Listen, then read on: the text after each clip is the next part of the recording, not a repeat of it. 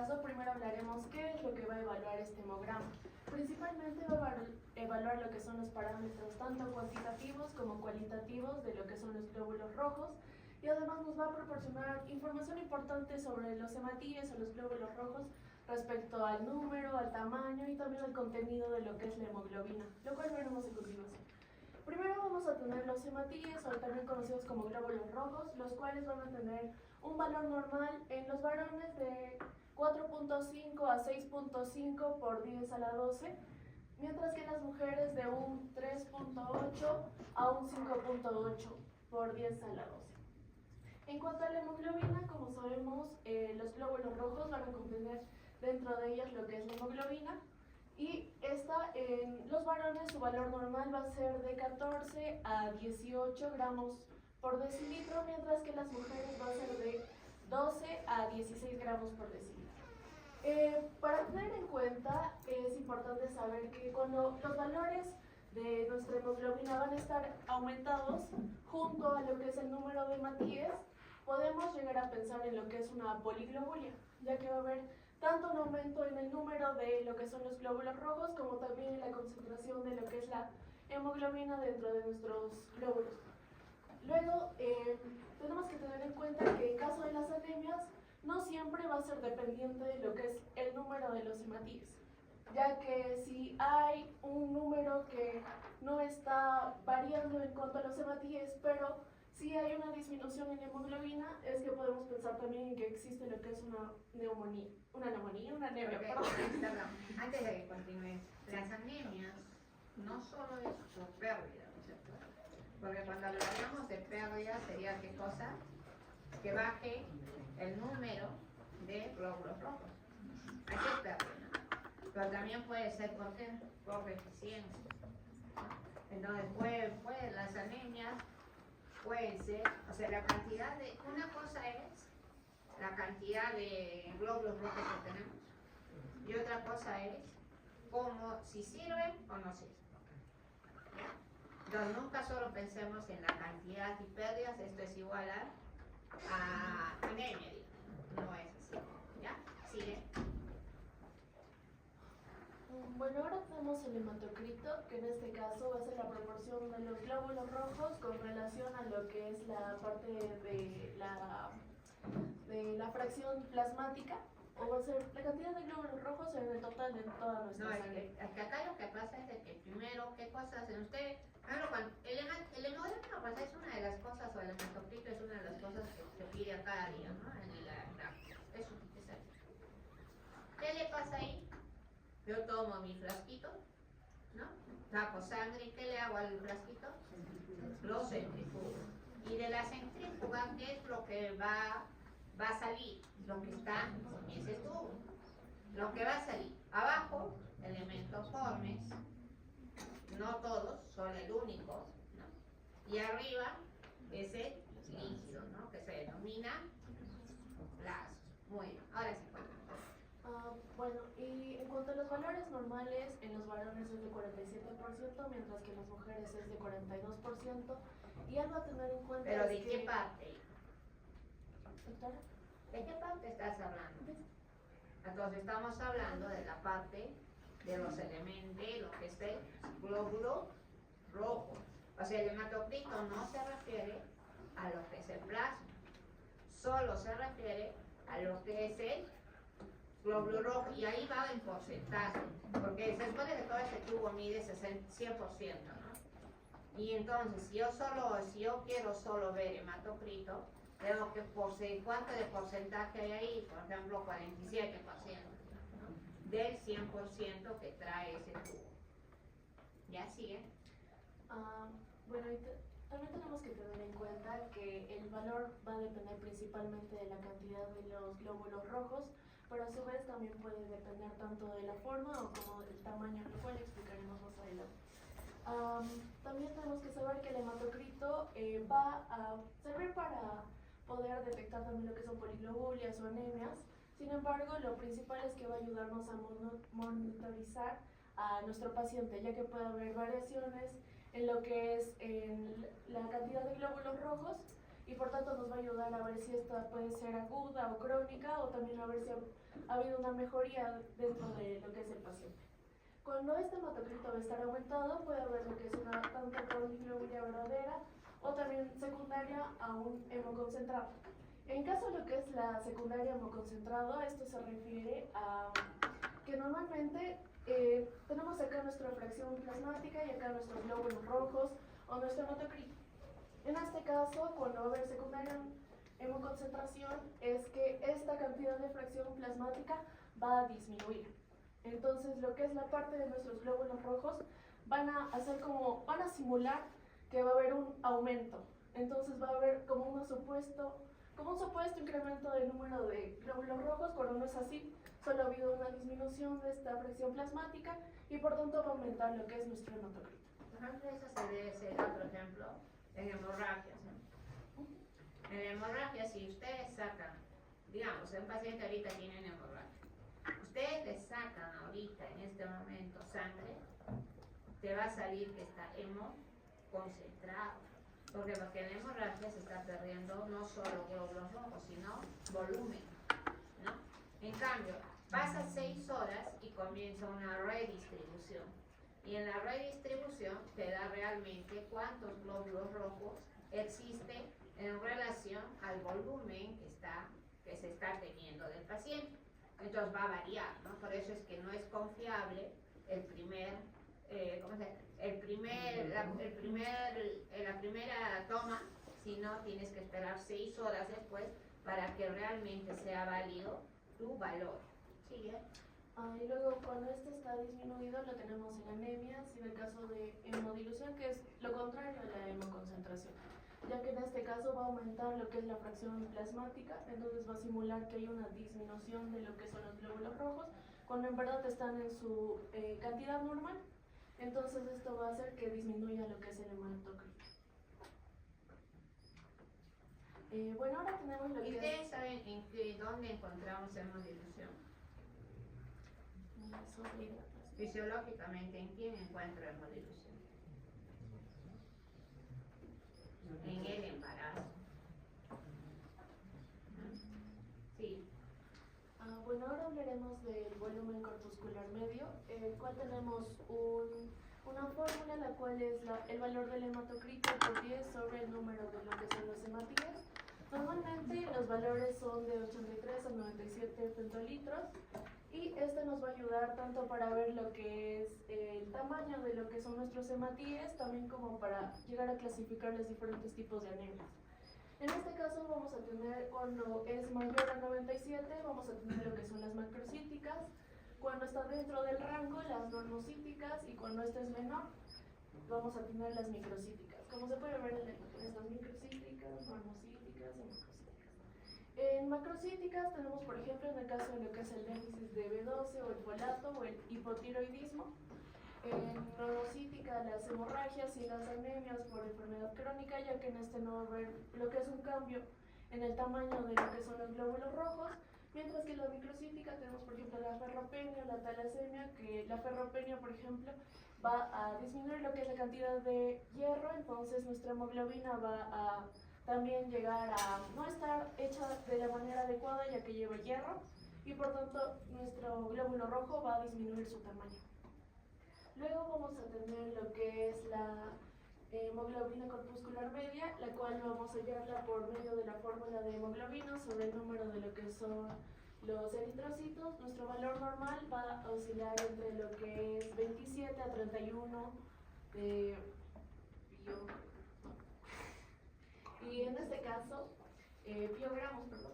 En este caso, este nos va a ayudar a poder ver la cantidad de hemoglobina dentro de lo que es de uno de nuestros eritrocitos. O sea, un eritrocito y cuánto tiene de hemoglobina dentro. Cuando este va a estar disminuido, va a ser menor a 27, es que este va a estar hipocrómico, ya que normalmente la hemoglobina es la que le da el color a nuestros eritrocitos y por tanto va a estar hipocrómico, no va a tener el color adecuado. Y esto ocurre en caso de, por ejemplo, lo que son las ferropenias y hipercromía, que es muy raro, y es cuando va a haber un aumento de cuando va a ser mayor a 31, por ejemplo, en la esferocitosis hereditaria.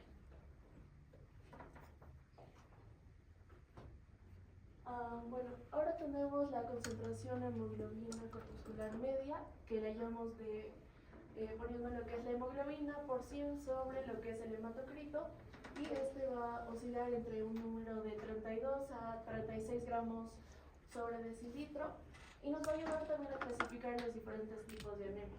Vamos a tener cuando esta es hipocrómica, hipercrómica, hipocrómica cuando también va a estar disminuido su valor, e hipercrómica cuando va a estar aumentado. Hipocrómica, por ejemplo, en las anemias ferropénicas o talasemias, y la hipercrómica en la esferocitosis hereditaria. Y luego tenemos la amplitud de distribución eritrocitaria, que nos va a indicar la variación de tamaños dentro de lo que son nuestros eritrocitos. Este tiene un valor normal de 11 a 15%, y tenemos el ejemplo de lo que es la anisocitosis, como podemos ver, que nuestros glóbulos rojos van a tener diferentes tamaños, y esto va a hacer que aumente lo que es nuestra amplitud de distribución eritrocitaria. Bueno, continuando, vamos a hablar de los reticulocitos. Bueno, en resumidas cuentas, los reticulocitos nos van a ayudar a clasificar anemias. ¿Pero qué son los reticulocitos? Son eritrocitos inmaduros que no van a presentar un núcleo, los cuales pero sí van a llegar a presentar organelos citoplasmáticos, como ser mitocondrias, liposomas y retículo endoplasmático, para cumplir sus funciones vitales. Este va a presentar un tamaño mayor a los hematíes maduros y se va a observar microscópicamente gracias a ya que tienen basofilia o policromatofilia, y se observa gracias a la tensión vital. Bueno, estos van a salir de la médula ósea y van a ir hacia la sangre periférica, donde van a estar aproximadamente 24 horas, aunque la bibliografía puede discutir de 24 a 2 días para llegar a madurar. Sus valores normales en la sangre periférica oscilan de 35.000 a 75.000 por microlitro. Y como mencioné al inicio, estos van a permitir distinguir los diferentes tipos de anemia, que pueden ser regenerativas o regenerativas. ¿Cómo clasificamos esto? La regenerativa es cuando la médula ósea va a funcionar adecuadamente pese a una deficiencia o llegado a ser anemia, y la regenerativa es cuando la médula ósea no va a reaccionar. Como menciona aquí, las regenerativas va a ser un aumento de los números de los reticulocitos mayor a 75.000, y se va a denominar anemias hemolíticas. ¿Qué es la anemia hemolítica? Es cuando hay una disminución de glóbulos rojos por una mayor hemólisis, y como mencioné anteriormente, fisiológicamente se puede encontrar en embarazadas. Como mencioné, la médula ósea va a responder adecuadamente a esta pérdida, lo que va a hacer que haya un aumento de la producción de los reticulocitos inmaduros para que lleguen a convertirse en eritrocitos. En cambio, la regenerativa se va a encontrar con una disminución menor a 35.000 por microlitro de reticulocitos, y va a producir una inadecuada función de la médula ósea. Se van a denominar anemias carenciales cuando la médula ósea no funcione, no responda a estas pérdidas, y se encuentra en la déficit de hierro, que sería la ferropénica, la vitamina B12 o megaloblástica, si no me equivoco, y ácido fólico. Y se encuentra en los síndromes mielodisplásicos. Es importante no pasar de alto esto, porque gracias a estos reticulocitos podemos clasificar las anemias según la funcionalidad de la médula ósea. Lo que sería normal encontrar reticulocitos. ¿Es normal? No es normal si se encuentra como que sangre normal, pero los valores de sangre periférica sí tienen un valor establecido, ya que van a estar en unos 24 horas antes para llegar a madurar. No es normal, pero son sus valores establecidos según la bibliografía. Sí, pero no es, o sea, no el es reticulocito siempre va a salir cuando hay pérdida. Sí, claro. Una anemia. Cuando un reticulocito Claro, si hay algo que está haciendo que los glóbulos rojos estén perdiendo. Sí. Esa es la única forma que aparezcan reticulocitos, ¿no? Ya, sí. Ahora vamos a hablar acerca de los eritrocitos. Estas van a ser células que no poseen un núcleo y que tienen como función principal el transporte de oxígeno en la sangre. Vamos a ver de manera breve la génesis y los estudios de diferenciación, así como el ciclo de vida de ellos. En cuanto a la génesis, vamos a ver que en los niños menores a 5 años se va a producir eritrocitos en casi todos los huesos, principalmente en los huesos largos, y después de los 20 años se va a producir en los huesos membranosos, como las vértebras, el esternón, las costillas o incluso los huesos. Pero no es tan cierto, ¿sí? Porque los niños menores de 5 años, los recién nacidos, ¿dónde se producen? Ya, claro, en el en los huesos largos? Antes del nacimiento, ¿dónde se produce? Antes del nacimiento, A ver, mejor así, antes de que nazca, ¿dónde se produce? antes del nacimiento, uno de los órganos principales de la eritropoiesis es el hígado. Es el saco vitelino. O sea, por eso es que nosotros tenemos que ver en cuántas, o sea, porque el saco vitelino se mantendrá cuando nace el bebé. Ya no, pues no. O sea, ya no, pues se salió. Ya no vas a nacer con su saco vitelino. ¿Sí? Entonces, en el embarazo, su productor es el saco vitelino. Puede ser el hígado, pero en menor proporción.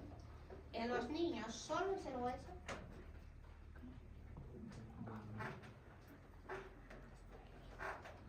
¿Será el hueso el único lugar en los niños?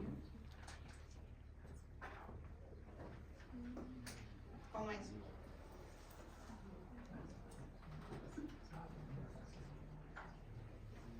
Eso es para que busquen, ¿ya? Porque sí. Sigue. Ya, y otra cosa que es interesante, después de los 20 años va a huesos planos, ¿no es cierto? Porque recuerden de dónde se saca, recuerden que los huesos son llenos de sangre, ¿no es cierto? Eso todos sabemos, está la médula ósea, ¿no es cierto? La médula ósea, ¿qué cosa es? Está lleno de células que son células madre, ¿no?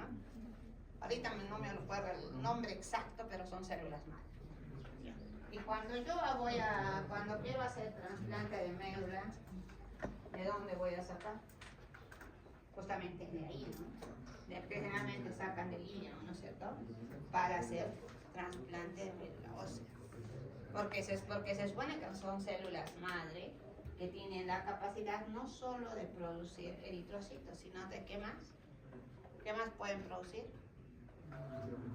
¿Qué más van a producir? La serie blanca, ¿qué más? Y las plaquetas, según. Y eso le va a hacer según el estímulo que se está dando. Si ¿qué necesito?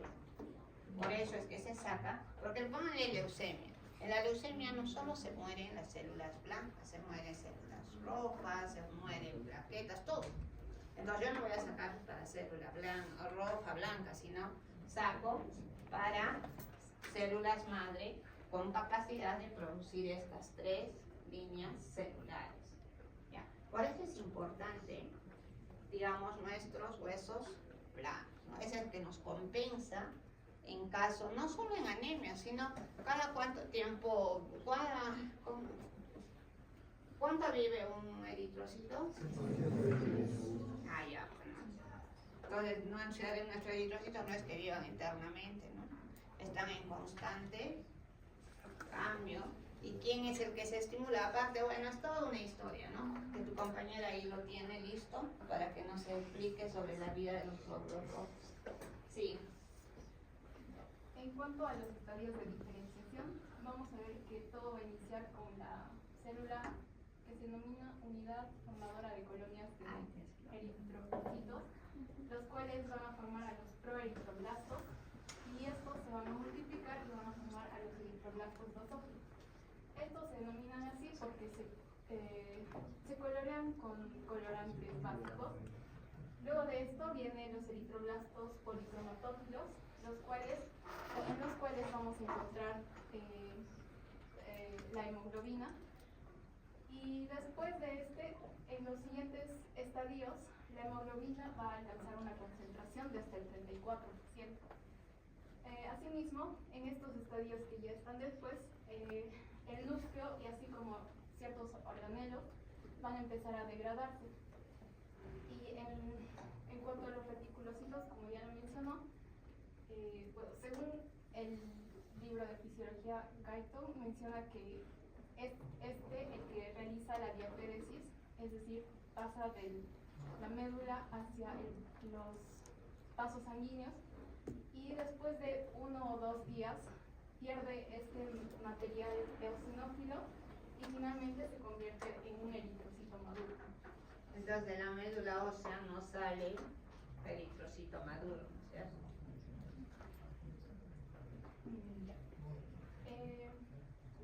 pasando al ciclo de vida de los eritrocitos, vamos a ver que la formación de eritrocitos se va a denominar eritropoiesis.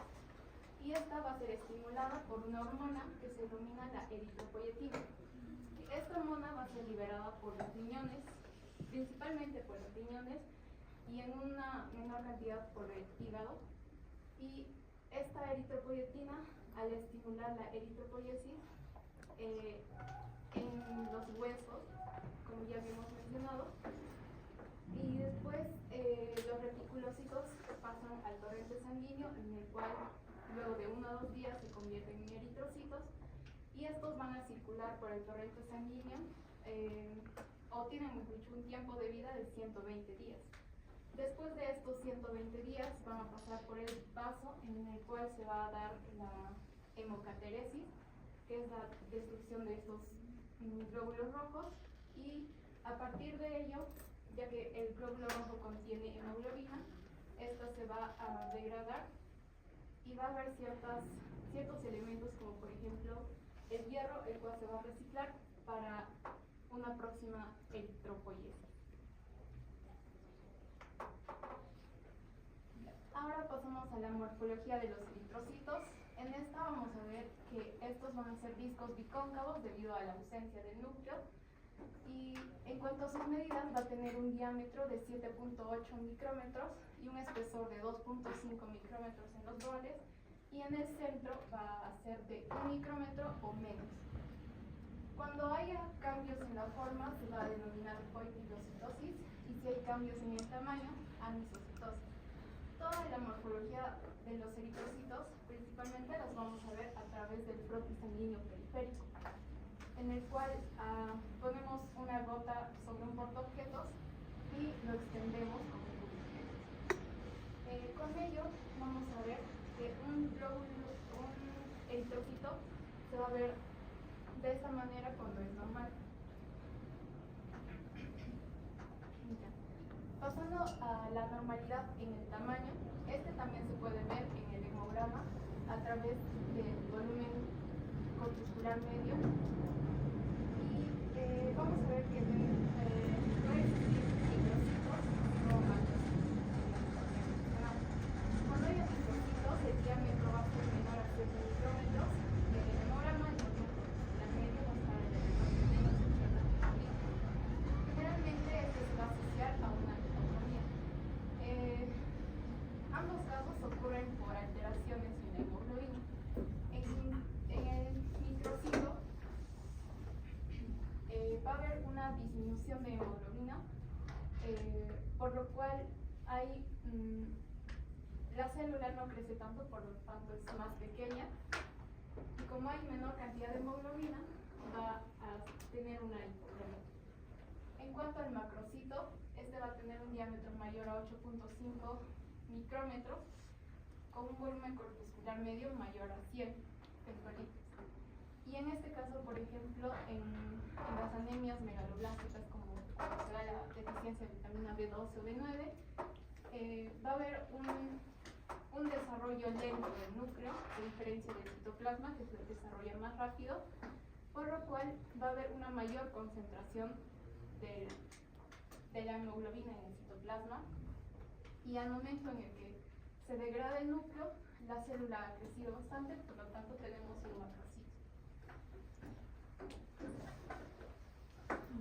En cuanto a las anormalidades en la forma, tenemos varios, y entre ellos tenemos, por ejemplo, al esferocito, y como su nombre indica, esta va a ser un eritrocito que tiene una forma esférica y que no tiene una palidez central como si se ve en la normal.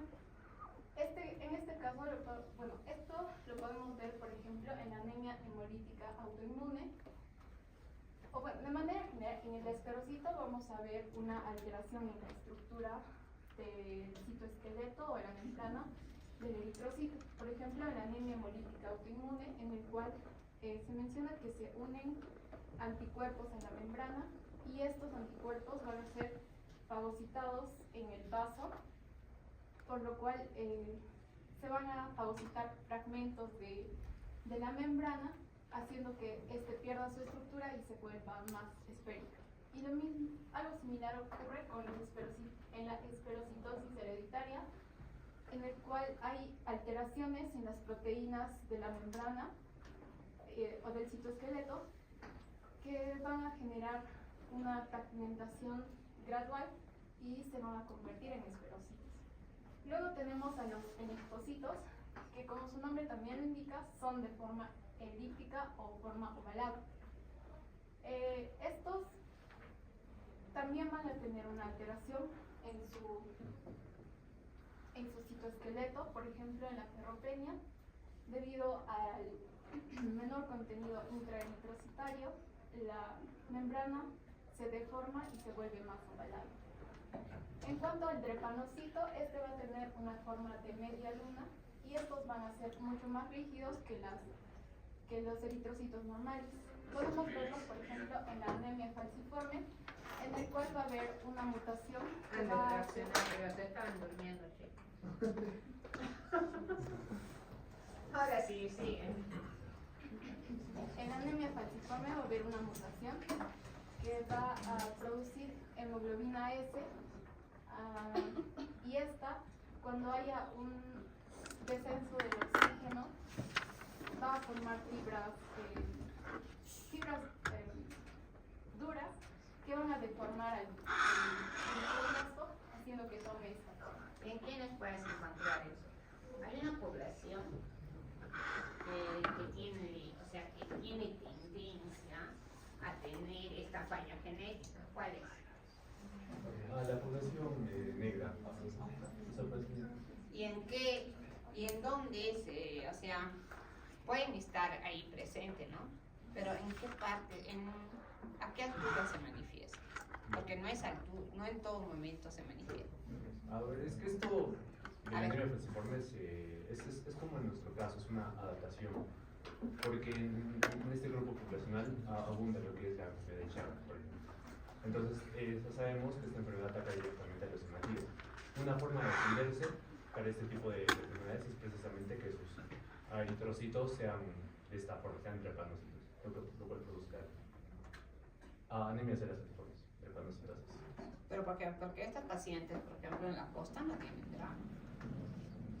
En la costa no tienen problemas de anemia. Bueno, en todo nivel tienen problemas de anemia. A las diferentes alturas que estamos, tienen problemas. No. Generalmente esto se activa en la altura por la menor concentración de oxígeno que tenemos. Entonces, por eso es que ustedes acá en la sierra no van a ver gente de color negro, ¿no? Pero sí van a ver dónde, en la costa. Aunque bueno, en el Perú hay de todo, ¿no? Pero acá específicamente no hay, o ven acá personas de color negro.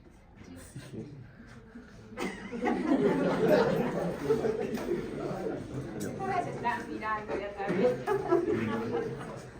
Bueno, por lo menos ya se despertaron. Ya. Entonces es una patología y produce anemia, pues, porque se atascan todas ellas, se destruyen entre ellas, porque como tienen forma de al hacer los vasos se atascan, no dejan que se realice la homeostasia con lo que son los tejidos, etcétera, etcétera, ¿no? Entonces otra forma, pero es una enfermedad genética, ¿no? Sí, a ver, ¿qué más tenemos?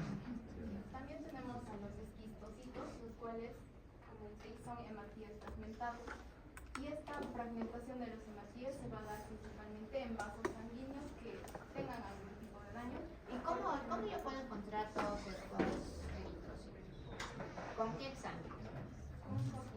Entonces, la forma de saber formas de eritrocitos, cómo están constituidos, no me va a decir el número, ¿no? Porque esto no es para sacar números, es a través de un frotis de sangre, ¿no? O sea, entre dos, ¿cómo se llama estos?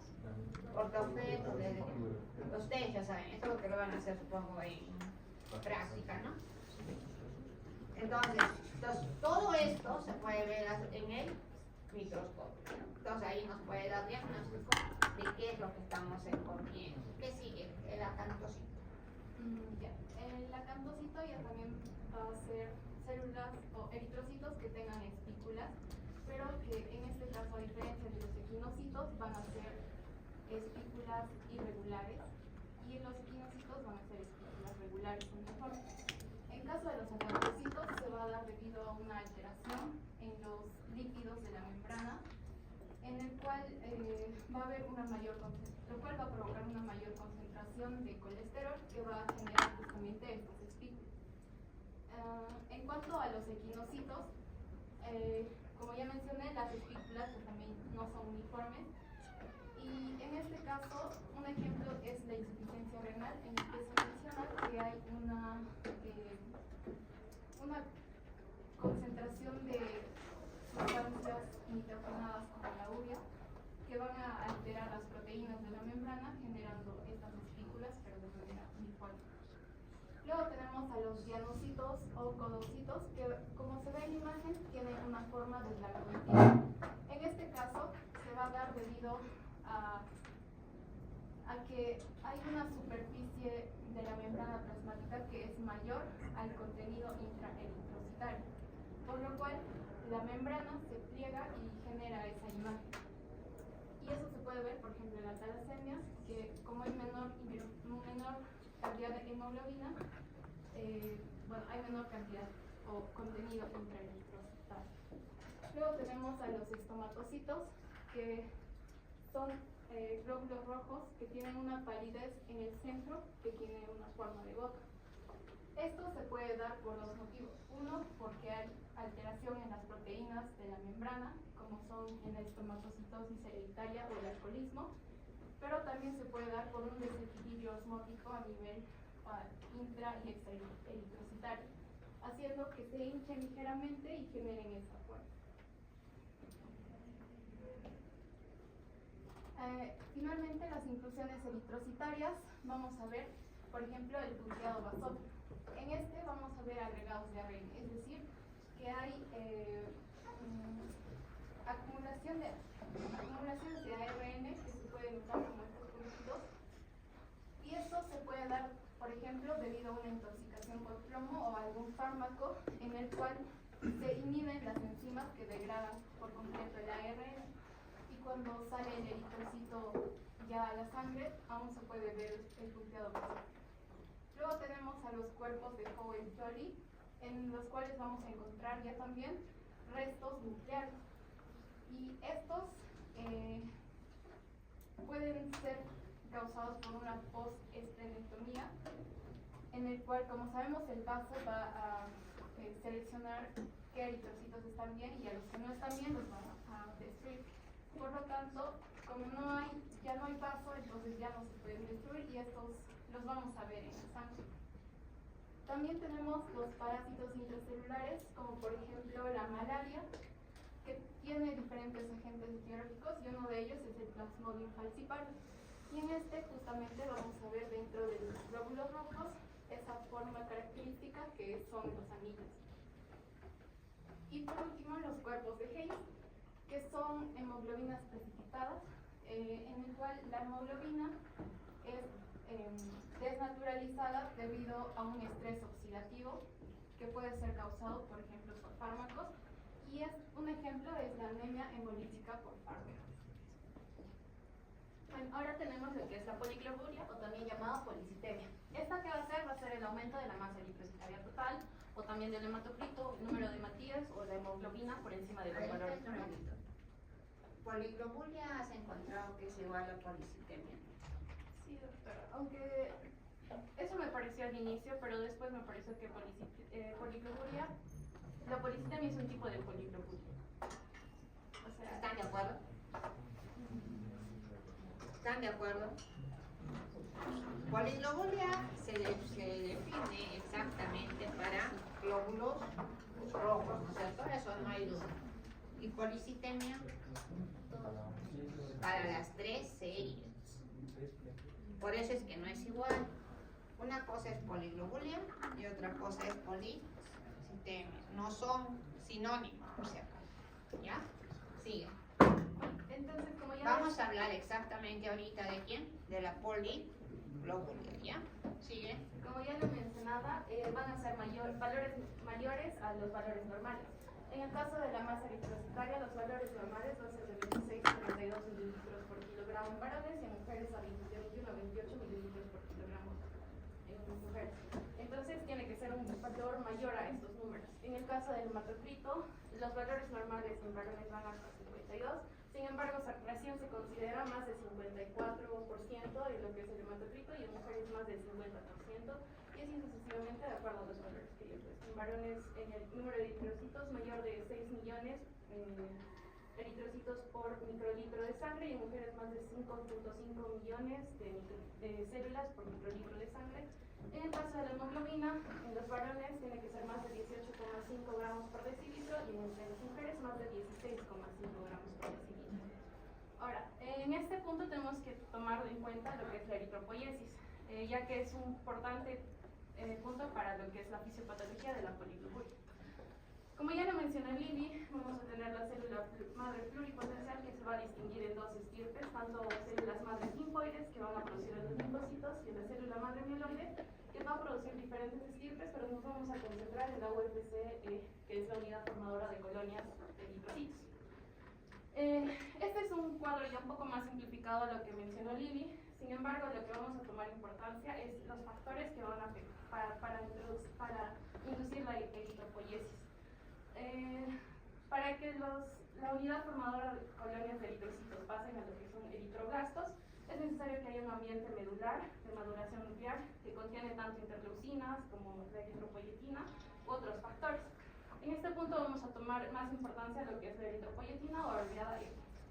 Este puede ser aumentado en caso de que haya un factor inducido de hipoxia, que va a ser importante para explicar un tipo de poliglobulia, y también podemos ver de que este va a afectar al EPO, va a hacer que aumente, y esta es producida, como ya lo dijo Lili, en su mayoría por los riñones. Sin embargo, hay otras zonas de producción de esta. Y esta después va a hacer que se active la vía JAK2-STAT5, que es un tipo de señalización celular que está afectado también en otro tipo de poliglobulia. O sea, la poliglobulia, ¿a qué responde? ¿Por qué existe poliglobulia? A un factor ambiental generalmente que tiene el paciente o un factor genético. No. La poliglobulia responde a quién? A la hipoxia. Tú no vas a tener poliglobulia en la costa. En la costa tendrías poliglobulia. Menos de que sea policitemia obrera, no. Por eso es diferente. Policitemia es una cosa, poliglobulia es otra cosa. Entonces, la poliglobulia es netamente de qué? De lugares de altura, porque responde a qué? A la hipoxia, ¿no es cierto? Muy bien, hasta ahí estamos bien. Entonces, ¿quién responde a la hipoxia? La eritropoietina, que va a ir obviamente a los huesos a hacer toda la secuencia, no importa. Ya, sí. Entonces tenemos su clasificación, que va a ser por poliglobulia relativa, poliglobulia absoluta primaria y poliglobulia absoluta secundaria. En el caso de la poliglobulia relativa, no va a haber como tal un aumento de la masa eritrocitaria, sin embargo va a haber una disminución de lo que es el volumen plasmático, que ya lo mencionó Daniela, y en esta podemos encontrar diferentes causas, como la deshidratación en caso de los pacientes que tengan vómitos, diarrea, también pacientes grandes quemados o tengan sudoración profusa. Además podemos encontrar lo que es el síndrome de Gaisbach, que es una deshidratación relativa por una enfermedad subyacente. No necesariamente puede ser una enfermedad, sino simplemente el hecho de ser varón puede predisponer a lo que es el síndrome de Gaisbach, también en pacientes fumadores crónicos, en pacientes con hiperlipidemia, presión arterial o pacientes obesos. Y lo otro, que en medicina no todo es Pero absoluto. recuerden algo, dice, no aumenta, no hay aumento real de masa, ¿no? Eritrocitaria. Solo disminución de volumen, porque en una deshidratación no hay pérdida de glóbulos rojos, o hay pérdida. ¿Qué se pierde? Volumen, ¿no? Entonces eso concentra y estaríamos ante una poliglobulia relativa, O ¿no? también llamada pseudopoliglobulia. Ahora, como ya lo mencioné, no todo en medicina es absoluto. En el caso de las betas talasemias puede haber una poliglobulia, pero esta no se considera una poliglobulia absoluta secundaria, ya que en este caso sí hay producción de eritropoyetina. Sin embargo, como en la beta-talasemia hay una alteración en la producción de la beta-hemoglobina, los glóbulos rojos se ven chiquitos, es decir, microcitosis. Por lo tanto, hay un aumento de del número de Matías, pero no hay un aumento de la masa eritrocitaria, ya que son tan chiquitos que sigue pareciendo normal, relativamente normal. Ahora tenemos la siguiente, que va a ser la absoluta primaria, o también llamada policitemia vera. Esta verdadera. Esta es una neoplasia mieloproliferativa en el cual va a haber un componente genético, es decir, va a haber una mutación del gen JAK2, que es en la mayoría de los casos de la policitemia vera más del 95%. Y como ya lo mencioné, va a haber una alteración en la señalización después de la eritropoyetina. En estos pacientes no hay un aumento de la eritropoyetina como tal. Hay una hematopoiesis clonal, es decir, hay una hiperplasia eritroide, y en estos pacientes va a haber un aumento de la hemoglobina, un aumento de los leucocitos y también de las plaquetas. Sin embargo, la eritropoyetina va a estar en los valores normales. Y en estos pacientes también se les puede encontrar lo que es la esplenomegalia y síntomas de hiperviscosidad. Pero, por favor, cuando ustedes clasifiquen, la poliglobulia no es muy diferente aquí a la policitemia, entonces no son sinónimos. Entonces, la clasificación que estamos teniendo en absoluta, secundaria, etcétera, tienen que reclasificar porque no estamos hablando de la misma enfermedad, ¿ya? ¿Sigue? Y finalmente tenemos lo que es la absoluta secundaria. En estos pacientes va a haber un aumento de la eritropoyetina, que puede ser de dos tipos, una fisiológica o una no fisiológica. En el caso de la fisiológica va a ser un tipo de forma de compensación, y esto se puede dar en pacientes con EPOC, enfermedad pulmonar obstructiva crónica, en pacientes que viven en la altura, o en pacientes con cardiopatías congénitas que van a tener un shunt de derecha a izquierda, es decir, la sangre, en lugar de, va a haber un orificio entre las cámaras interventriculares, bueno, va a haber un orificio en la pared interventricular, es por eso que la sangre va a ir del lugar Se derecha a mezcla izquierda, la se sangre. mezcla, exacto. Hay una la contracción, derecha, izquierda, ¿no es cierto? El derecho que lleva sangre desoxigenada, el izquierdo que lleva sangre oxigenada. Entonces, como hay un shunt, ¿qué pasa? Se mezclan esos dos, ¿no? Entonces, cuando sale por la aorta ya no es puro sangre oxigenada, sino ya es mezclada, ¿no? Entonces va a producir toda la hipoxia que va a producirse. También en casos de hemoglobinopatías, que la hemoglobina va a tener un aumento de la afinidad por el oxígeno y también una deficiencia del 2,3 bifosfoglicerato. En el caso de las poliglobulias con aumento de la eritropoyetina no fisiológica, vamos a tener de tipo de tumores que producen eritropoyetina o enfermedades renales. En los tumores que producen eritropoyetina vamos a tener la hipernefroma, el hemangioblastoma cerebeloso y también los miomas uterinos. Y en el caso de enfermedades renales vamos a tener lo que es la hidronefrosis, que va a haber una obstrucción en el riñón y por lo tanto se va a acumular lo que es la orina en el riñón. Por último, hablaremos respecto a la anemia, condensando todos los valores que ya vimos previamente, los valores normales, las funciones, las fórmulas, y para ello hablaremos respecto a la definición, las clasificaciones que existen y por último la morfología que se aprecia en cuadros periféricos. Empezando con la definición, la anemia se define como la disminución de la concentración de hemoglobina respecto a sus valores normales. En este caso, los valores respecto al sexo, por ejemplo, en hombres se considera una anemia menos de 13 gramos por decilitro, en mujeres menos de 12 gramos por decilitro y en embarazadas menos de 11 gramos por decilitro. Un poquito más fuerte, acá ya no me... Para la clasificación veremos primero según la gravedad. Para ello veremos que la gravedad se establece según las cifras de la hemoglobina. Podremos tener una anemia leve, una moderada y una grave respecto a si es varón o si es mujer. Por ejemplo, la diferencia se nota en una anemia leve, que es menor de 13 en varones y menor de 12 en mujeres, y tanto para anemia moderada como para anemia grave los valores son constantes. En moderada menos de 11 y en grave menos de 8. Ahora, ¿cómo se manifiesta clínicamente la anemia? Pues inicialmente comienza con una estela, un martillo, un cansancio en los pacientes, hay cefaleas, dolores de cabeza, también hay confusión o desconcentración por lo general. Casi te bajó la voz. Hay por lo general desconcentración o incremento de frecuencia cardíaca, unas taquicardias, y esto puede evolucionar. Por ejemplo, vemos una afasia característica que es la afasia anémica, por la palidez en el rostro, la palidez en las mucosas, y podemos ver también en la esclera de los ojos que también se encuentran pálidos. También puede aparecer una disnea de esfuerzo o el síndrome de la pica, que es el consumo de alimentos no comestibles, tales como la tierra, como el hielo o como el papel. También puede aparecer una glositis Hunter, la glositis de Hunter, que es un tipo específico de anemia perniciosa. O también puede aparecer la coilomiquia, que son uñas de cucharita, que son características de otro tipo de anemias. ¿Por qué creen que da en la anemia debilidad? Porque dice que hay falta de energía.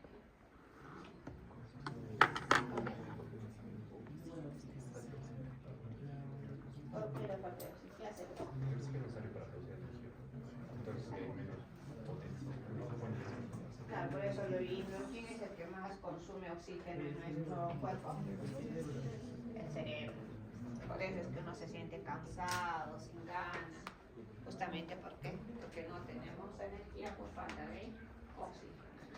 Sigue. La segunda clasificación será según el volumen corpuscular medio de los eritrocitos, el cual nos va a indicar el tamaño de estos, si son normales, si son más pequeños o si son mucho más grandes. En el caso de ser mucho más pequeños son microcíticos y el valor va a ser menos de 83 femtolitros. En este caso las principales causas pueden ser unas ferropenias, pueden ser talasemias. Podemos ver acá en la imagen que los eritrocitos normalmente tendrían que tener estos tamaños, pero los microcitos van a ser mucho más pequeños. Y podemos ver, a pesar de abrir las manos, una persona normal tendría esta coloración mucho más rojiza y una persona con anemia con las manos mucho más pálidas.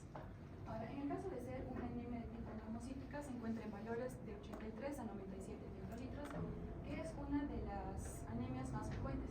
Si recordamos, la anemia ferropénica va a ser la causa más frecuente de todo tipo de las anemias de forma general.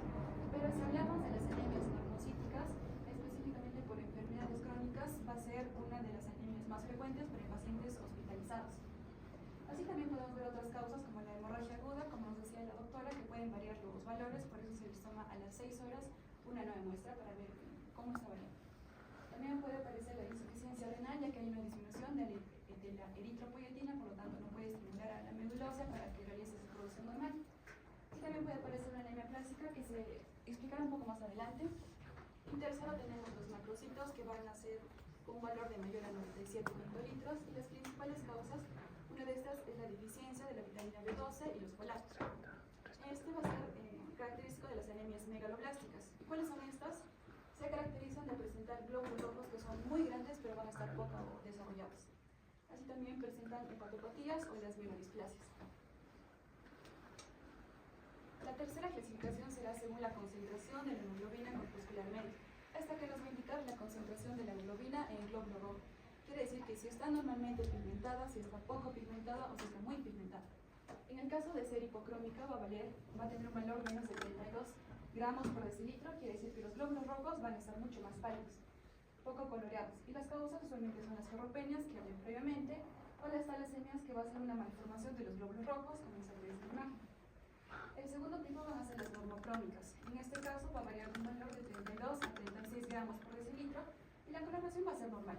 Entre las causas más frecuentes, esta, como mencioné, así como hay las normocíticas, que son las más frecuentes, así también las normocrómicas son las más frecuentes. En este caso son las mayoría de anemias y también podemos tener la insuficiencia renal crónica, como mencioné, por una disminución de la eritropoyetina. Y el tercer caso, pues son las hipercrómicas, aunque es poco común, es muy rara, pero es por una concentración de mayor de 36 gramos por decilitro, y entre las causas se encuentra la esferocitosis hereditaria. ¿Pero qué es esta enfermedad? Pues los glóbulos rojos, como mencionó previamente, los glóbulos rojos tendrían que ser bicóncavos, pero en este caso van a formar los eritrocitos formas esferoidales. Por lo tanto, no van a poder tener un flujo adecuado de sangre. A ver, ¿cuánto te falta? Vamos, ¿Cuánto te falta? 2 minutos. Ya, y después de aquí, ¿qué cosa sigue? ¿Qué más hay? Esto. ¿Es todo? Ya, 2 minutos, apúrate. Y por favor, el otro grupo que les toca vaya listando. Ya, respecto a la clasificación funcional, veremos según la capacidad regenerativa de la médula ósea. Pueden ser regenerativas o regenerativas, como mencionó Francis antes. Regenerativas quiere decir que va a ser por un incremento de los reticulocitos mayores al 2%, y la médula ósea en este caso va a intentar compensar incrementando los reticulocitos, por ejemplo en hemorragias agudas o en las anemias hemolíticas. Y del tipo A regenerativa va a haber una disminución disminución de los reticulocitos por menores del 2%. En este caso, la amiloidosa no puede compensar, por lo tanto, disminuye los reticulocitos. Algunos ejemplos, como las aplasias nodulares, que disminuyen glóbulos rojos, glóbulos blancos y las plaquetas. Ahora, según el mecanismo fisiopatológico, pueden ser de tres tipos: por una disminución de la producción, por una deficiencia nutricional tanto del hierro, del vitamina 2 y 9, por aplasias nodulares. Ahora, si son por pérdidas de sangre, pueden ser agudas o pueden ser crónicas. Agudas, que son recientes, y crónicas, que van a ser a largo plazo. En el caso de ser agudas, pueden ser por traumas, por accidentes o cirugías. Y en el caso de ser crónicas, son pérdidas digestivas o pérdidas ginecológicas, por ejemplo, las mujeres cuando se encuentran en su ciclo menstrual. Y por último, la destrucción, que son las regiones hemolíticas, que pueden ser las intrínsecas o intravasculares y las extrínsecas o extravasculares. En el caso de las intrínsecas, tenemos por un defecto de la membrana o por una deficiencia en las enzimas como la glucosa 6-fosfato deshidrogenasa. Y por último, la morfología de eritrocitos, un pequeño recuento nada más, que vamos a ver el examen morfológico de los eritrocitos en un prótesis de sangre periférica para hacer el diagnóstico diferencial de qué tipo de anemia estamos observando. Una hipocromía con los glóbulos rojos pálidos, una policromatofilia con los glóbulos rojos jóvenes, que son los reticulocitos, los esquistocitos con los glóbulos rojos fragmentados y los dacrocitos característicos con formas de lágrimas. Y por último, los llanocitos con glóbulos rojos que tienen un incremento del área central que es mucho más clara a diferencia del resto. Eso sería todo.